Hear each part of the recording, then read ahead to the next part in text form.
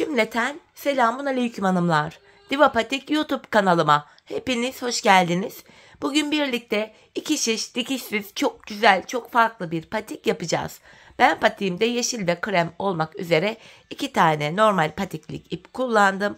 Şişlerim 3 numara. Hemen modelimi de göstereceğim.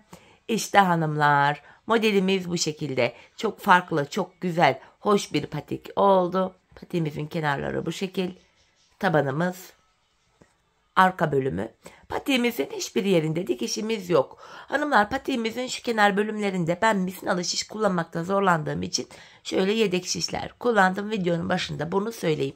Bu patik benim elimin ölçülerine göre 37, 38 ve 39 numara ayaklar için uyumlu oldu. Patiğimize şu ön dilimli bölümlerden başlayacağız hanımlar. Şöyle yeşil ipimle başlıyorum. 14 ilmek olarak 14 ilmekle patiğime başlayacağım. İpimin ucunda şöyle bir miktar bir ip bıraktım. 14 ilmeğimi atacağım. Şu birinci ilmeğim, 2, 3, 4, 5, 6, 7, 8, 9, 10, 11, 12, 13 ve 14. 14 ilmeğimi attım. Şu kenara bir düğüm atacağım. Şu ucundaki ipimiz beklesin hanımlar. Onu yine kullanacağız. Şimdi geri dönüyorum hanımlar. Geri döner dönmez krem ipimi de hazırlayacağım. Patiğimizin üst bölümdeki dilimlerine hemen başlayacağız. Şöyle kremimi ekleyeceğim. Öncelikle kenar ilmeğimi örmeden aldım. İlk ilmeğimi, yeşilimi. Kremimi ekliyorum. Şöyle kenara kenar yeşilden sonra hemen 2 tane krem ördükten sonra krem ipimin ucunu kendine düğümlüyorum. Şu kenarımıza bir tane düğüm attım. Bu şekilde hanımlar son bir yeşil kalana kadar öreceğiz. Yani arada toplam 12 tane krem örmüş olacağız. Kenarlardaki birer yeşili örmüyoruz. Hemen şu kremi de ucunu da gizleyerek götürüyorum. Buraya 12 tane krem öreceğim. Yani son bir yeşil kalana kadar öreceğim.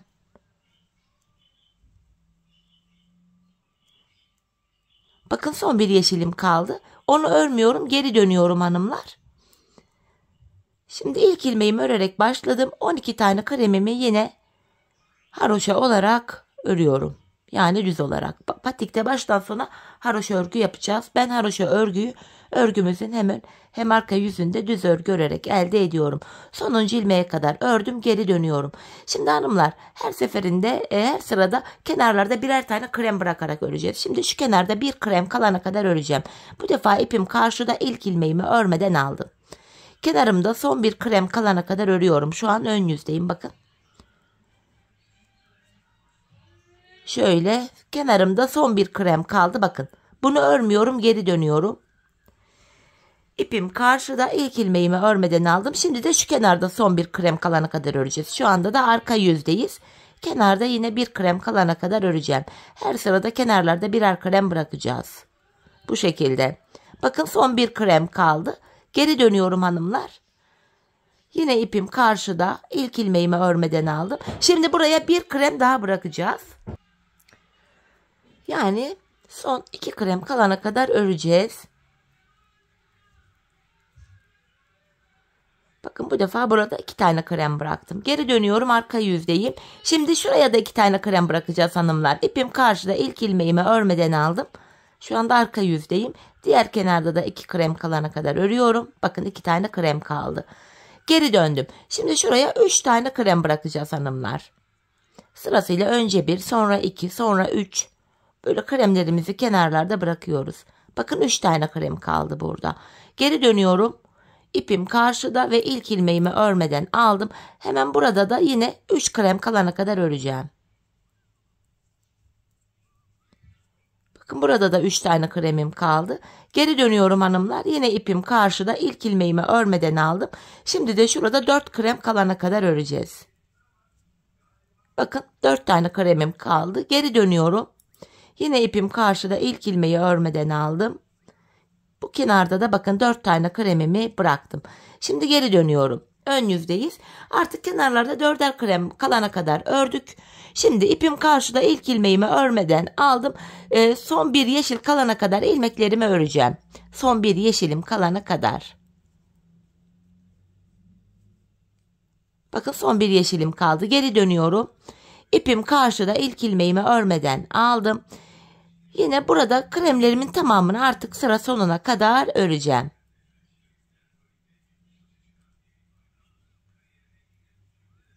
Bu şekilde ve şöyle son yeşilimi örmeden sağ şişimi aldım. Bakın hanımlar, şeklimiz şöyle. İlk dilimimiz bu şekilde oluştu. Şimdi diğer dilime başlayacağız. Öncelikle tekrar edeyim modeli. Öncelikle 12 tane kremin hepsini haroşa olarak ördük. Sonra yanlarda birer krem bıraktık. Yanlarda 4'er krem kalana kadar bıraktık. Ardından ön yüzde ilmeklerin tamamını ördük. Geri döndük. Arka yüzde de yine aradaki 12 kremin hepsini ördük. İkinci dilime de şöyle başlıyoruz. Şu ucumuzu değil, normal ipimizi, bakın uzun yeşil ipimi alıyorum. Kenar ilmeğini aldım. İkinci ilmeğimi örüyorum. Sırasıyla bakın. Buradaki ilmekleri örüyorum. Şu üçüncü ilmeğim. 4, 5, 6, 7. Kenar ilmeğim ile birlikte toplam 7 tane yeşilimi ördüm hanımlar. Bu şekilde. Şimdi geri dönüyorum. İpim karşıda. İlk ilmeğimi örerek başladım. İlmeklerimi haroşa öreceğim, kalan ilmeklerimi. Sonuncu ilmeğimi de ördüm. Şimdi bu aşamada şurada 7 tane yeşilim var. İkinci dilim için şöyle uzun ipimi parmağıma doladım. Şu alttaki ipimin de yardımıyla buraya 7 ilmek daha atacağım. Şu birinci ilmeğim, 2, 3, 4, 5, 6, 7. 7 ilmek daha attım hanımlar. Hemen şurayı da düğümlüyorum. Şurada kenardaki kremler bekleyecek. Buradaki yeşil ilmek sayımız yine 14 oldu. Şu 14 yeşil üzerinden yine modelimizi yapacağız. İkinci dilimimizi yapacağız. Şu kenarda kalan şu kremleri, kenarda bir yeşil, 6 tane de krem kaldı. Bunları kullanmayacağız. Yine kenardaki ilk ilmeğimi örmeden alıyorum. Şöyle bu ilk ilmeğimi örmedim. Ardından şu kremimi biraz gevşek, esnek bir şekilde şöyle yaklaştırıyorum. Bakın şöyle yaklaştırdım. Ortaya yine ilk dilimde olduğu gibi 12 tane krem öreceğim. Şu ikinci kremim. Şu alttaki krem ipin bir altından bir üstünden girelim ki krem ipimiz arkada gizlensin. Şu üçüncü kremim. Şu dördüncü kremim.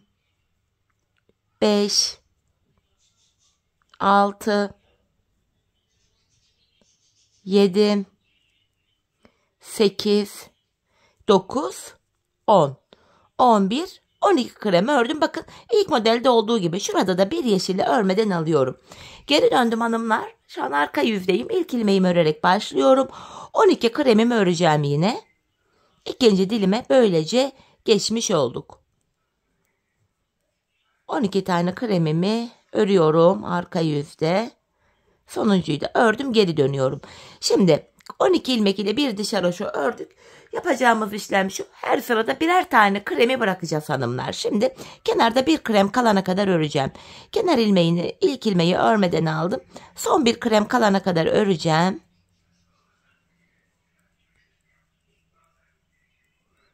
Bakın bir krem kaldı, geri dönüyorum.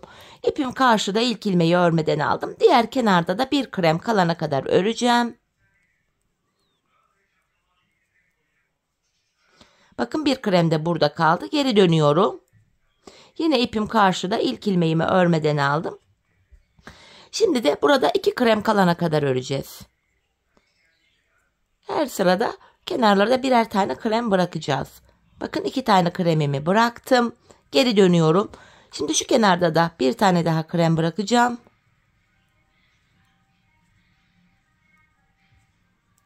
Bakın bir tane krem bıraktım. Geri dönüyorum. Bu defa 3 tane krem bırakacağım. İpim karşıda, ilkini örmeden aldım. Kenarda 3 krem kalana kadar örüyorum. Geri döndüm. Yine ipim karşıda, ilkini örmeden aldım. Diğer kenarda da 3 tane krem bırakıyorum. Tekrar geri döndüm. Bu defa son kez 4'er tane ilmek bırakacağız. İpim karşıda, ilkini örmeden aldım. 4 krem bırakıyorum kenarda. Tekrar geri döndüm, arka yüzdeyim. Hemen şu kenarda da 4 tane krem bırakacağım. İlk ilmeğimi örmeden aldım. Bakın burada da 4 tane kremimiz kaldı. Geri dönüyorum. Ön yüzdeyim hanımlar. Kenarda 4'er tane krem kalana kadar ördük. Şimdi şuradaki kremlerin hepsini ön yüzdeyim öreceğim. İlk ilmeğimi örmeden aldım. Son kremime kadar örüyorum. Geri döndüm. Arka yüzdeyim. Yine ilk ilmeği örmeden alıyorum. 12 kremimin hepsini örüyorum artık. İkinci dilimimizi de bu şekilde tamamlamış olduk. Dilimler böyle yapılıyor. Sonuncu kreme kadar ördüm. Şöyle tekrar geri dönüyorum hanımlar. Bakın ikinci dilimimizi de burada halletmiş olduk. Bu şöyle. Şeklimiz bu. Şimdi yeşilimi alıyorum hanımlar. 3 tane dilim olacak. Bakın patiğimize 1, 2, 3. Şimdi ikinci dilimi nasıl yaptıysak üçüncü dilimi de aynı şekilde yapacağız. Şu uzun yeşil ipimi alacağım öncelikle. Şu uzun olanı. Kenar ilmeğim yeşildi. Şu ikinci kremimi örüyorum. İkinci kremimi yeşil ile ördüm. Şu 3, 4, 5, 6, 7 tane yeşil ördüm. Şöyle baktığımızda şurada da 6 tane krem kaldı. Şimdi geri dönüyorum, arka yüzdeyim. İlk ilmeğimi örerek başladım. İlmeklerimi sıra sonuna kadar yine öreceğim. Bakın yeşilimi yine ördüm. Hanımlar burada bakın ilk 2 dilimi tamamladık. Şimdi 3. dilimimiz için buraya ilmekler atacağız. Tekrardan buraya 7 ilmek atarak 3. dilimimizi başlatacağız. Hemen şöyle geri döndüm. Bakın arka yüzdeyim. Şu uzun ipimi parmağıma doluyorum. Şu kısa ipimle buraya 7 ilmek daha atacağım. 1, 2, 3, 4, 5, 6, 7. Hemen şuraya da bir düğüm atıyorum. Kenarımızı düğümleyeceğim. Şimdi geri döndüğümüzde burada da 14 tane yeşilimiz oldu. Aynı işlemi yapacağız hanımlar. İkinci dilimi nasıl yaptıysak üçüncüyü de aynı şekilde yapacağız. İlk ilmeğimi şöyle örmeden alıyorum. Ortaya 12 tane krem öreceğim. Şöyle kremimi yine esnek bir şekilde şöyle getiriyorum. 12 tane krem öreceğim. 1, 2, yine alttan üstten girerek şu krem ipimizi arkada toparlayalım. İp görüntüsü oluşmasın diye. Şu 3. kremim. Şu 4. 5. 6. Şöyle 7. Bakın arkada krem ipimizin görüntüsü kayboluyor bu şekilde yapınca. 7 krem oldu. 8, 9, 10, 11, 12. Bakın yine burada da bir yeşil kalana kadar ördük. Geri dönüyoruz. İpim karşıda. İlk ilmeğimi ilk sırada örerek başlıyorum. 12 kremimi örüyorum. 12 krem ile bir diş haroşa yapıyoruz. Sonrasında kenarlarda birer ilmek bırakacağız hanımlar. 1 ilmek bırakacağız. 2 bırakacağız. 3 ve 4. Dördüncüden sonra artık bırakmayacağız. Ön yüzde ilmeklerin tamamını, arka yüzde de tamamını öreceğiz. Bu şekilde 3. dilimi de tamamlayacağız. Şimdi 3. dilimimizi 2. dilimi yaptığımız gibi tamamlayalım. Gelelim hanımlar. Evet hanımlar, 3. dilimimi de 2. dilimim gibi tamamladım. Geldim. Şimdi bu aşamada bakın patiğimizin bu ilk tarafını tamamladık. Diğer tarafına geçeceğiz. Bunun için de hanımlar şöyle yeşil ipimi alıyorum. Burada toplamda 7 ilmek keseceğim. Bakın artık kesim yapıyorum. Öndeki 2 ilmeği şöyle bir kestim. Bu 1. kesimim. Şu 2. kesimim. Şu krem ipi de üzerinden atlatarak yakınlaştıracağım şöyle. 3. kesimim. Şu 4. 5, 6, 7. Buraya 7 ilmek kestim hanımlar. Bu şekilde 7 ilmeğimizi kestik. Bakın patiğimizin tam olarak şu bölümünü oluşturduk. Şimdi 7 ilmek kestikten sonra şurada şişimde 1 ilmeğim var. İlmeklerimi normal örmeye devam edeceğim. Şu 2. ilmeğim. 3, 4, 5, 6 ve şu yeşil ilmeğime kadar örüyorum. 7. Burada hanımlar gördüğümüz gibi 7 tane yeşilimizi ördük. Şimdi geri döneceğim 7 yeşilden sonra. İpim karşıda, ilk ilmeğimi örmeden aldım. Şu an arka yüzdeyim. 7 ilmeğimi tekrar örüyorum. Bu şekilde 7 ilmeğimi ördüm. Şimdi buraya hanımlar 7 ilmek daha atacağız. 14 ilmeğimiz olacak. Bakın ilmek atıyorum. Bu şekilde. Şu birinci ilmeğim. 2, 3, 4, 5, 6, 7. Buraya bu şekilde 7 ilmek atmış olduk. Şimdi yapacağımız işlem şu. Kenar ilmeğini, ilk ilmeğimi örmeden alacağım. Şuradaki ilmeklerimi böyle krem ile öreceğim. Şöyle kremimi gevşek bir şekilde arkadan getirdim. Yine buraya aynı dilimimizi yapacağız. Kenar ilmeğinden sonra hanımlar buraya şöyle kremimi alıyorum. Ortaya 12 tane krem öreceğim. 12 krem. Şu birinci kremim. 2 yine kremin altından üstünden girerek öreceğim ki arkada uzun kalmasın. Şu üçüncü kremim. Şu dördüncü. Şu beşinci. Şu altıncı. Bu şekilde 12 taneyi tamamlayacağım. Şu yedinci. Şu sekizinci. Şu alttaki kremden girmeye çalışıyorum. Şu 8. kremim oldu. 9, 10, 11, 12 krem ördüm. Şimdi geri dönüyorum. İlk ilmeğimi ördüm. Buradaki 12 kremimi haroşa öreceğim. Yine aynı dilime başladık hanımlar. Bu şekilde 12 tane kremimi örüyorum. Şu kenardaki bir yeşilimizi şöyle bir sıkıştıralım. En son örünce bu ilmek toplanacak zaten. Tekrar geri döndüm. Şimdi yine hanımlar ilk ilmeğimi örmeden alıyorum. Kenarlarda birer ilmek bırakacağız. 2'şer, 3'er, 4'er ardından dilimleri tamamlayacağız. Şu ilk 3 dilimimizde olduğu gibi bu taraftaki dilimimizi de tamamlayalım gelelim. Evet hanımlar bakın buradaki dilimimi de tamamladım. Şeklimiz şöyle. Görüntümüz böyle şimdilik. Şimdi yapacağımız işlem şu. Krem ipim şöyle bekliyor. Burada hanımlar kenar ilmeğini aldım. İlmeklerimi örüyorum. Şu ikinci ilmeğim. 3, 4. Şöyle kremimi atlatarak yakınlaştırdım. 5, 6. Tekrar kremimi yakınlaştırıyorum. 7. Sayarak gidiyorum. 8, 9, 10, 11, 12, 13. Şu yeşilimi örerken hanımlar şu dipteki yeşilin kenarına batarak şöyle birleştirerek öreceğim. Bu aralarda delik görüntü oluşmasın diye. Hemen bu yeşilimi böyle ördüm. Bakın ortayı birleştirmiş olduk. Burada 5, 10, 14 tane yeşil oldu. 15, 16, 17, 18, 19, 20 ve şuradaki yeşilimi de öreceğim. Yine burada dibine batacak bir yer yok. Şöyle 21. Buraya şöyle 21 tane yeşil ördüm. Bakın buradaki bu sol kenardaki ilk dilimi yapınca ön yüzde 21 tane yeşilimi ördüm. Şimdi geri dönüyorum hanımlar. Arka yüzdeyim. Arka yüzde ilk ilmeğimi şöyle ipim karşıda örmeden alıyorum. Ardından şu ikinci ilmeğim. 3, 4, 5, 6, 7, 8, 9,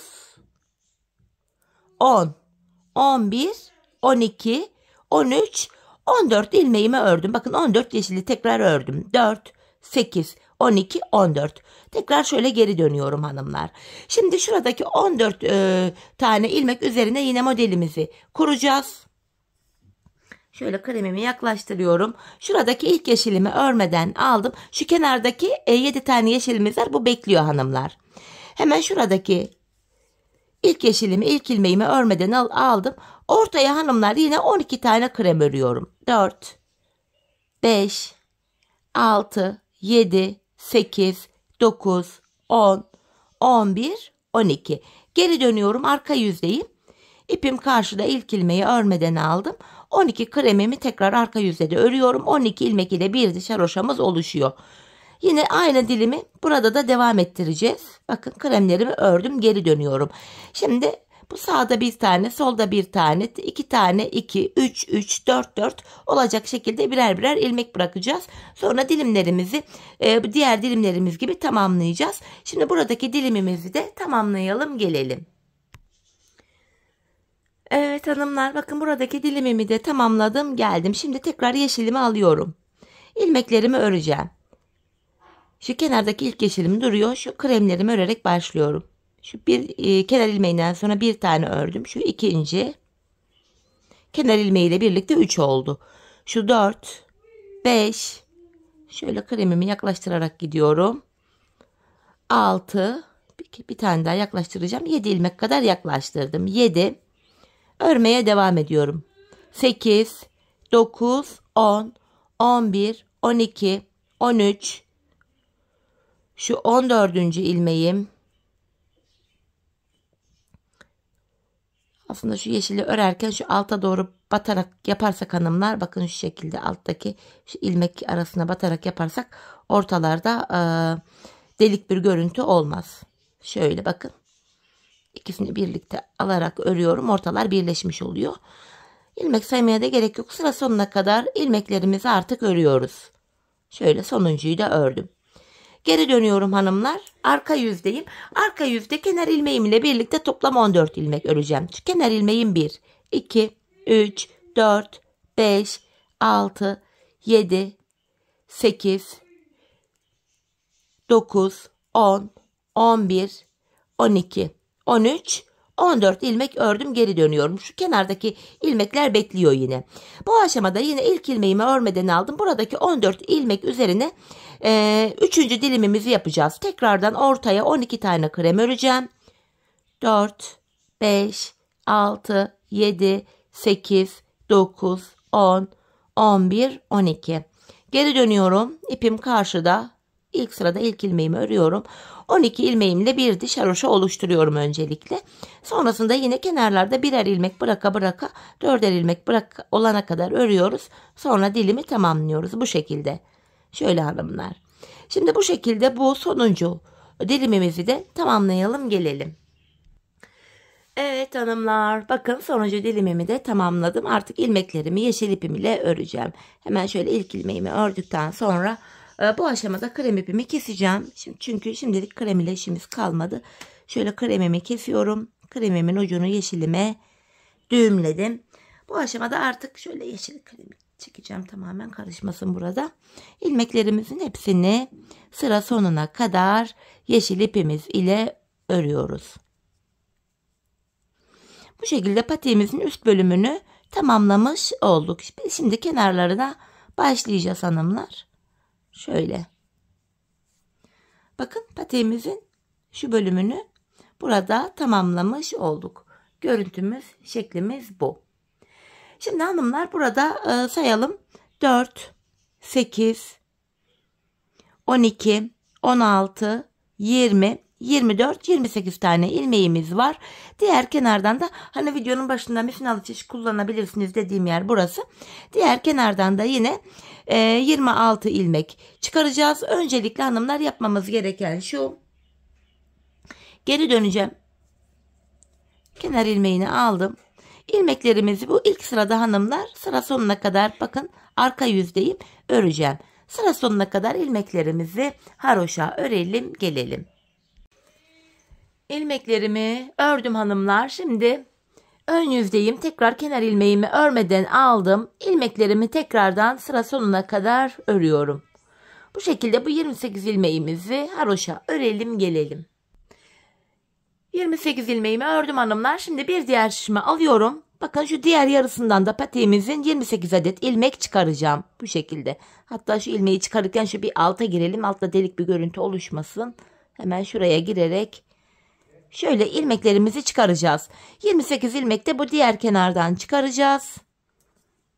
Bakın sırasıyla şu kenar ilmek yerlerine girerek ilmekler çıkarıyoruz. Şöyle bakın bir arka tarafa girelim. Ön yüze bir diş haroşa gibi düşsün burası. Bakın şu arkadaki şu ilmeklere girerek ilmeğimizi çıkarıyoruz. Bu şekilde sırasıyla. Şu bakın bir arkaya giriyorum. Şuraya ilmeğimi çıkarıyorum. Hanımlar şu diğer uca kadar buradan da toplamda 28 ilmek çıkaralım, gelelim. Evet, şu uca kadar da yine 28 ilmeğimi çıkarttım. Tekrar geri dönüyoruz hanımlar. Yapacağımız işlem şu: kenar ilmeğimi aldıktan sonra ilmeklerimi yine düz, yani haroşa örüyorum. Sırasıyla bu ilmeklerimizi haroşa örüyoruz. Dediğim gibi bu bölümde misinalı şiş de kullanılabilir. Bu şekilde hanımlar bu şişimizi öreceğiz. Sonra diğer şişimizi diğer uca kadar haroşa örelim gelelim. Evet, bu uca kadar ilmeklerimi ördüm. Şimdi patiğimizin şu arka bölümü için buraya ilmek atacağım. 17 tane ilmek atıyorum hanımlar. 17 ilmek.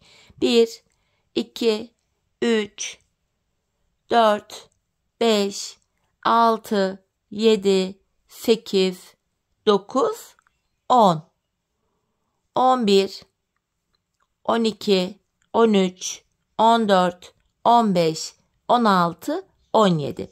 17 ilmeğimizi attım. Şimdi geri döndüm. İlk ilmeğimi şöyle alıyorum. Bu aşamada sırasıyla ilmeklerimi yine haroşa yani düz olarak öreceğim. Bu attığımız ilmekleri örüyorum. Patiğimizin kenarı için attığımız 17 ilmek.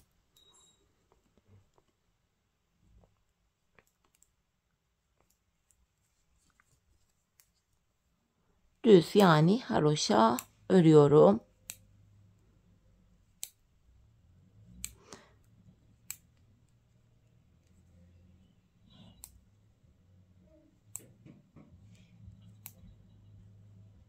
Yarım ilmek almışım, hemen şurada onu bir düzelteyim. Evet. Örmeye devam edeceğim. Bu şekilde bakın normal yerlere geldik. Bu şekilde önce bu şişimizi sonra diğer şişimizi yine şu uca kadar örelim gelelim. Evet, diğer uca kadar ilmeklerimi ördüm. Şimdi de diğer kenarımız için buraya 17 ilmek atacağım. 1, 2, 3, 4, 5, 6, 7, 8, 9, 10. 11, 12, 13, 14, 15, 16, 17. 17 ilmeğimizi attım hanımlar. Patiğimizin şu kenarında 28, burada 28 ilmek vardı. 17'şer ilmek de buraya attık. Burada toplam bu uçtan bu uca toplam ilmek sayımız 90 oldu hanımlar. Şimdi ilk ilmeğimi örmeden aldım. Yine ilmeklerimi sırası ile düz yani haroşa olarak öreceğim. Bu şekilde hepsini haroşa öreceğim. Hanımlar bu uçtan şu diğer uca kadar, şuraya kadar ilmeklerimizi haroşa örelim gelelim. Evet hanımlar, şu uca kadar ilmeklerimi ördüm. Şöyle baktığımızda şu kenarda bakın bir diş haroşa oldu. Yine burada da aynı şekil. Yapacağımız işlem şu. Bakın şimdi kreme geçeceğiz. Bir diş haroşa krem ile, bir tane yeşil ile, bir krem, bir yeşil ile bu şekilde haroşalarımızı öreceğiz. Krem ipimize geçiyorum. İlmeklerimizi hanımlar krem ipimizle öreceğiz. Krem çizgilerimizi kenarda oluşturacağız. Hemen şöyle ilk iki ilmeğimi ördükten sonra krem ipimin ucunu burada düğümleyeceğim kendine. Yeşil ipimiz beklesin şimdilik hanımlar. Bu defa ilmeklerimizi bu şekilde diğer uca kadar krem ipimiz ile öreceğiz. Ardından geri döneceğiz. Arka yüzde de yine krem ipimiz ile düz öreceğiz.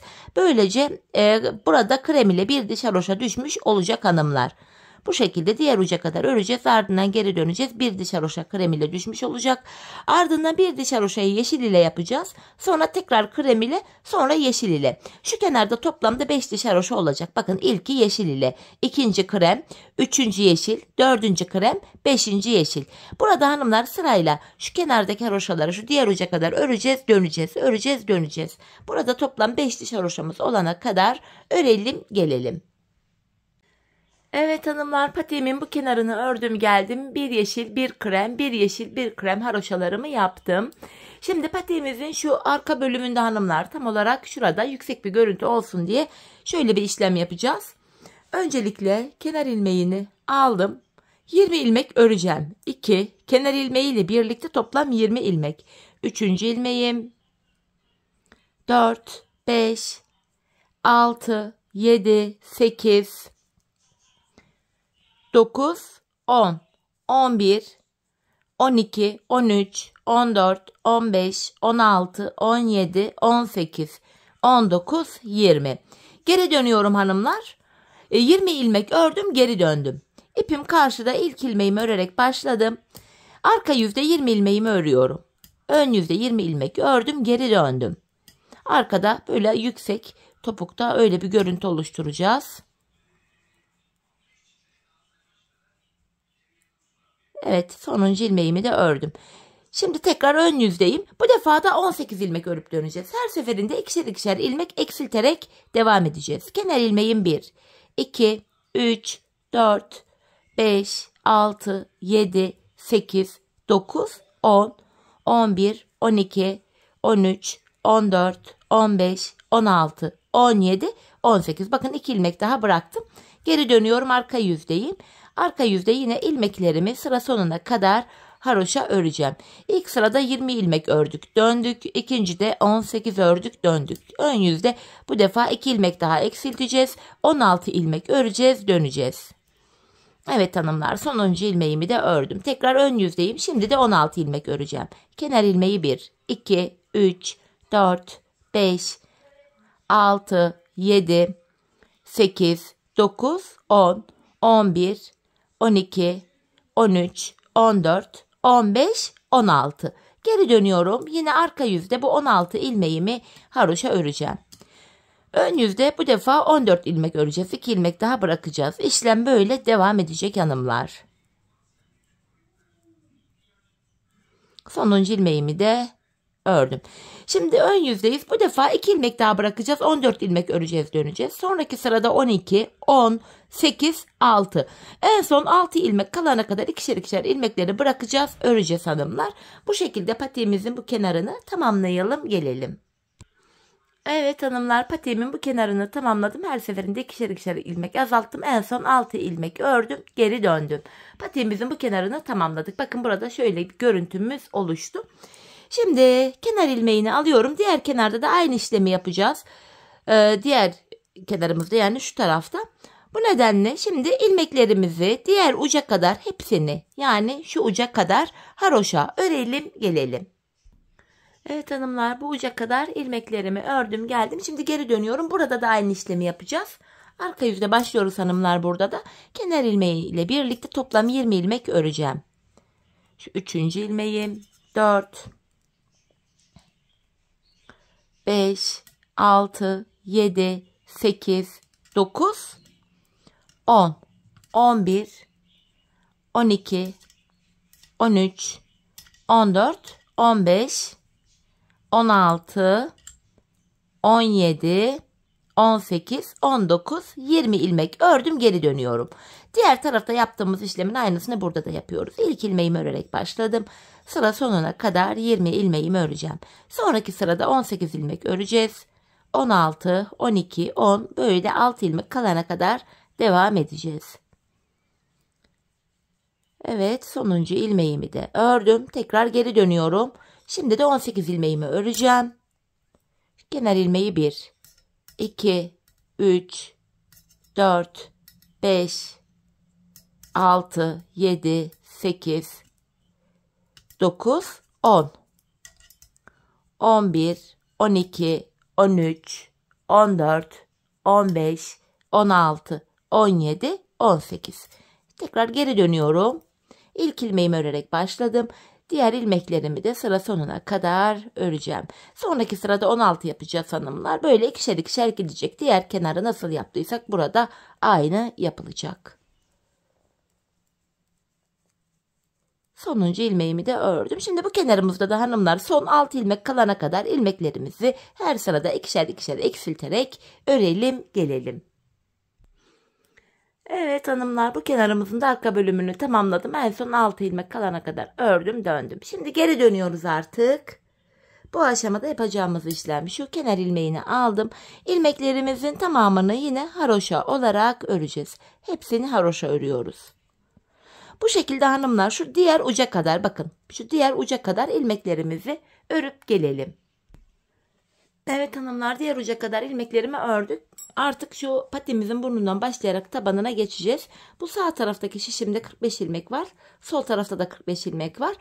Taban kesimini kolay yapabileyim diye bu sağ şişimden 4 ilmek, sol şişimde de 4 ilmek alıp ortaya koyacağım. Öncelikle şuradan 1, 2, 3, 4 ilmek aldım.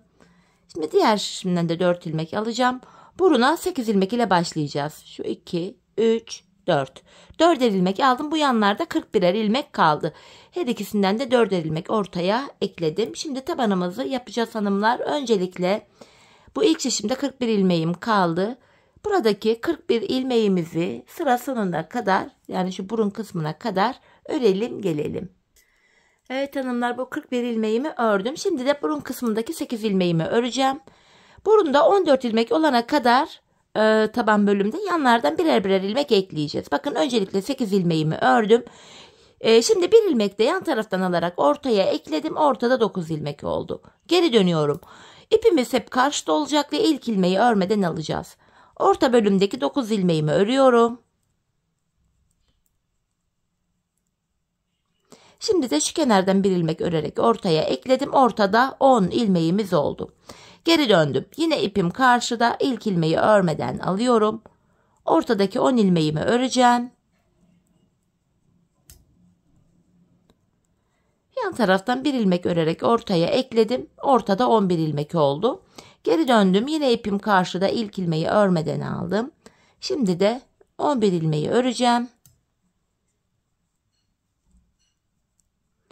Ve yan taraftan bir ilmek örerek ortaya ekledim. Ortada 12 ilmeğimiz oldu. Geri dönüyorum. Yine ipim karşıda. İlkini örmeden aldım. Şimdi de 12 ilmeğimi öncelikle örüyorum. Şu 12. ilmeğim. Bir ilmek de yan taraftan alarak ortaya ekledim. 13 oldu. Tekrar geri döndüm. İpim karşıda. İlk ilmeği örmeden aldım. 13 ilmeğimi öreceğim.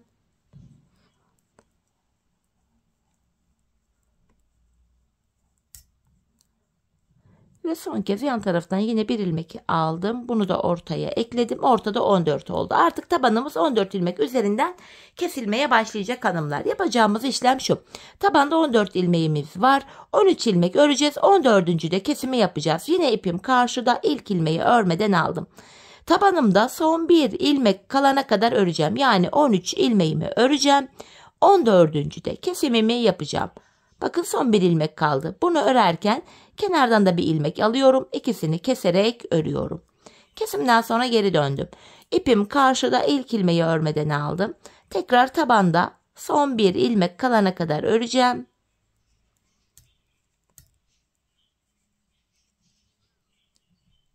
Bu sonuncu ilmekte bakın yandan da bir ilmek alıp ikisini kesiyorum. 14. ilmekte kesimi yapıyoruz. Taban 14 ilmek üzerinden hanımlar bu şekilde örülüyor. Tekrardan ilmeklerimi örüyorum. Son bir ilmek kalana kadar, yani ilk 13 ilmeğimi örüyorum. 14. ilmekte kenardan da bir ilmek alıp ikisini kesiyorum.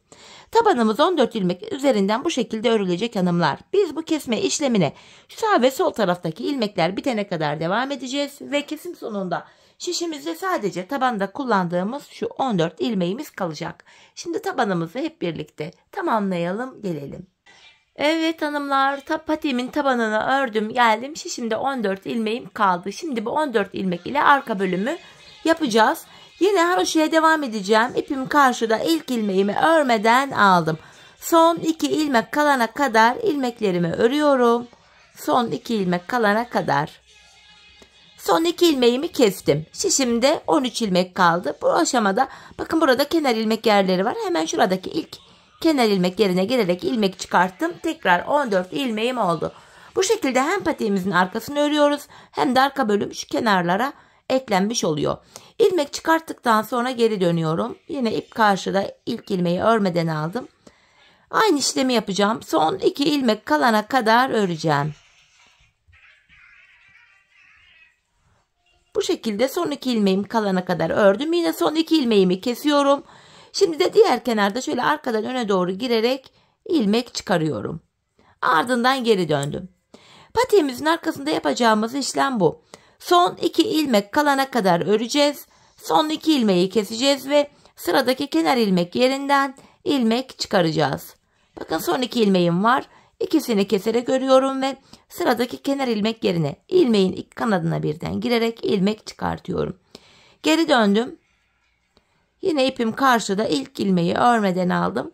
Son 2 ilmeğim kalana kadar ilmeklerimi örüyorum. Son 2 ilmeğimi kestim ve burada da hanımlar bakın bir sonraki kenar ilmek yerine şöyle arkadan girerek ilmek çıkarıyorum. Patiğimizin arkası bu şekilde yapılacak hanımlar. Biz bu işlemi şuraya ve şuraya gelene kadar, yani son kenar ilmek yerlerine gelene kadar devam edeceğiz. Şimdi patiğimizin arka bölümünü tamamlayalım, gelelim. Evet hanımlar, son kenar ilmek yerlerine gelene kadar patiğimizin şu arka bölümünü ördüm, geldim. Şimdi ön yüzdeyim, ilmeklerimi ikişer ikişer toplayarak kesiyorum. Patiğimizin örgü bölümünü burada bitirdik hanımlar. Sonrasında bir sıradan oluşan bir kenar oyamız var. Bunun yapılışını da anlatacağım size. Bu şekilde ilmeklerimi kesiyorum. Son bir kaldı, onu da kestim. Bu aşamada kenar oyamızı tığ ile yapacağız. Hemen göstereyim, bakın şu şekilde. Öncelikle kenarda tümsek bir görüntü oluşmasın diye hemen şöyle şu dibine batarak burayı bir düzlüyorum. Yapacağımız işlem şu hanımlar, kenar oyamızda. Hemen öndeki kenar ilmek yerine şöyle batarak, bakın şuraya batarak bir sık iğne oluşturuyorum. 3 zincir çektim. Sık iğnenin içine batarak kirpik oluşturuyorum ve sonraki kenar ilmek yerine şuraya batarak kirpiğimi sabitliyorum. Tekrardan sık iğne yapacağız. Öncelikle kenar oyamız böyle yapılıyor. Sık iğne yapıyoruz. 3 zincir çekiyoruz. Sık iğnelerin içine batarak şöyle bir kirpik oluşturuyoruz ve öndeki kenar ilmek yerine şuraya batarak kirpiğimizi sabitliyoruz. Yapacağımız işlem bu. Önce sık iğne, 3 zincir çekeceğiz. Sık iğnenin içine girerek şöyle bir kirpik oluşturacağız ve sıradaki kenar ilmek yerine batarak kirpiğimizi sabitleyeceğiz. Kenar oyamız böyle yapacağız. Bu şekilde patiğimizin çevresini şu ilk başladığımız yere kadar dolanalım, gelelim. Evet hanımlar, kenar oyamı patiğimin çevresini dolanarak yaptım, geldim. İşte ilk başladığım yere kadar. En son şuraya da bir zincir çekiyorum ve ipimi kestim. Hemen ipimizin ucunu şu arka ilmek aralarına girerek böyle sıkıca gizleyeceğim. Şöyle düğümleyerek patiğimizi böylece tamamladık hanımlar. Bakın patiğimiz görüntü itibariyle hanımlar şöyle. Haroşa örgü olduğu için bakın esnekliğini görüyorsunuz. Ayağı saran bir yapısı var. Böyle bir model. Hemen makine yamada giydireyim, birlikte ayaktaki duruşuna da bakalım. Çok farklı, güzel, şık, ayakkabı tarzı, hoş bir patik oldu. Ben çok beğenerek yaptım, çok severek yaptım patiğimi. Umarım sizler de patiğinizi benimle birlikte beğenerek, severek yaparsınız. Yapacak olanlara da şimdiden kolay gelsin diyorum. İşte hanımlar, patiğimizin mankendeki duruşu da bu şekilde. Şöyle kenarlarımız, ön bölüm bu şekil. Tabanımız, topuk, model bu. Evet hanımlar, yine birlikte güzel bir modelin daha sonuna geldik. Umarım sizlere faydalı, hoş bir video olmuştur. Yeni modellerde, yeni videolarda buluşmak dileğiyle. Şimdilik hoşça kalın, sağlıcakla kalın.